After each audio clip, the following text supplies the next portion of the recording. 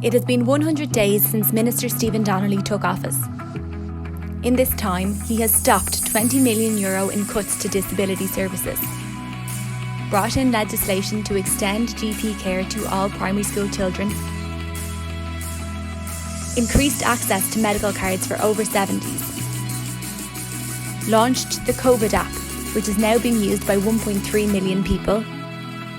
introduced a compensation scheme for the families of healthcare workers who have died from COVID-19, announced the biggest ever winter plan, €600 million for more beds and access to diagnostics for GPs, extended free GP COVID consultations,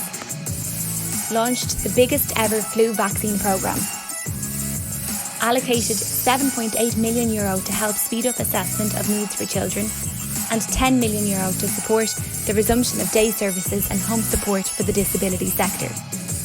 Pharmacists will administer vaccines outside of premises for the first time ever.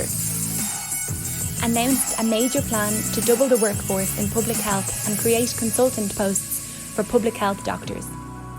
And the good news is, he is only getting started.